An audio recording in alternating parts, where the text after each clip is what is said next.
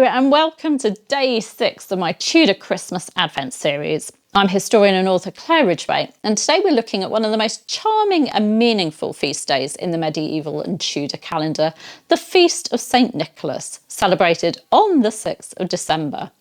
And yes, this is the St Nicholas who eventually becomes Santa Claus, but not quite in the Tudor way you might imagine. We'll unravel that later. St Nicholas of Myra was a 4th century bishop from Asia Minor, modern-day Turkey, renowned for his generosity and for the many miracles associated with him. Over time, he became the patron saint of children, sailors, merchants, archers, repentant thieves, brewers, pawnbrokers, and students. A wonderfully eclectic mix. His reputation for kindness and protection, particularly towards children, led to one of the most fascinating and popular traditions in medieval and Tudor England, the boy bishop. On St Nicholas's Day, a choir boy was elected to serve as boy bishop, ruling symbolically from the 6th of December until Holy Innocents' Day, the 28th of December. Now, this wasn't just harmless dress-up. The boy bishop wore full episcopal vestments, led processions around the parish, collected money for parish funds, blessed the congregation, and even preached sermons. As Ronald Hutton writes in his wonderful book, The Stations of the Sun, the boy bishop custom was a reaffirmation of Christ's own teaching about the special relationship of children to the kingdom of heaven and of the church's especial respect for innocence and purity. It reminded the congregation of Jesus' words in the Gospel of Matthew, "Suffer little children to come unto me, for of such is the kingdom of God." This was a celebration of humility, innocence, and spiritual equality, placing a child in the highest symbolic office of the church. The tradition was not obscure. Hutton notes that it is attested at every cathedral in Britain at which a medieval archive has survived. We even have an early royal example. On the 7th of December 1229, the day after his election, a boy bishop said vespers before King Edward I at Heaton near Newcastle upon Tyne.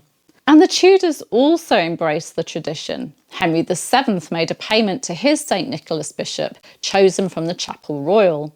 Henry VIII, however, banned the custom as part of the wider religious changes of the Reformation.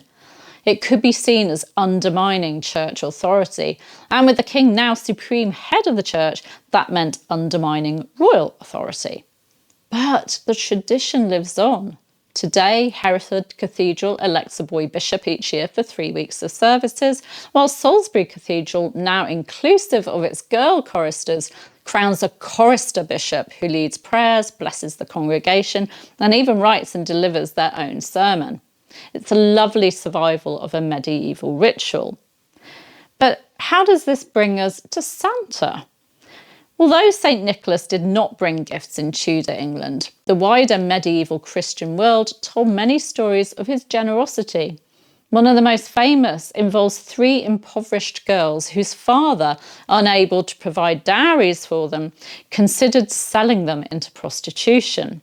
St Nicholas secretly threw 3 sacks of gold through their window. One sack is said to have fallen into a stocking drying by the fire. On another night, the windows were shut, so St Nicholas dropped the gold down the chimney. Another legend tells of St Nicholas restoring murdered boys to life. These stories established him as a protector of children, a miraculous helper, and a stealthy nighttime giver of gifts. In the 11th century, his relics were taken to Bari by Italian sailors, and the cult of St Nicholas flourished across Europe.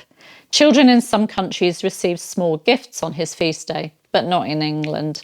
In England, St Nicholas gradually blended with older winter figures such as Old Man Winter, King Christmas, Sir Christmas, or Father Christmas, 15th century personifications of the festive season. But these early English Father Christmas figures were not gift givers. They represented goodwill, feasting, and merriment. Sophie Jackson, in her book The Medieval Christmas, suggests another influence, Odin, the Norse god. He was seen as the bringer of winter, riding through the sky on his 8-legged horse and rewarding or punishing people. An echo perhaps of the later flying reindeer and the idea of rewarding good children. The direct line to Santa, though, comes through the Dutch. As Mark Forsyth notes, St Nicholas in Dutch was Santa Claus. When Dutch settlers founded New Amsterdam, modern Manhattan, they brought the custom of St Nicholas as a gift giver with them. Over time in the USA, stockings hung by the chimney, gift giving moved to Christmas Eve, St Nicholas gained a sleigh and reindeer, and the famous 1822 poem "'Twas the Night Before Christmas" cemented much of the modern imagery. And no, Coca-Cola did not invent the red and white suit. Santa appears that way decades earlier, including in 19th century illustrations and in White Rock's 1923 ginger ale advertising. So while European children in some regions might have received gifts on St Nicholas's Eve, Tudor England treated the 6th of December very differently. For the Tudors, it was a day of church ritual, a celebration of innocence and humility, and the start of the boy bishop's symbolic reign. There were no stockings, no gift-giving saints, and no sleigh landing on the roof of a Tudor timber-framed house. But the stories of St Nicholas's generosity and the devotion surrounding him laid the groundwork for what would, centuries later, become the joyful, jolly figure of Santa Claus. Thank you for joining me for day 6 of this Tudor Christmas Advent journey.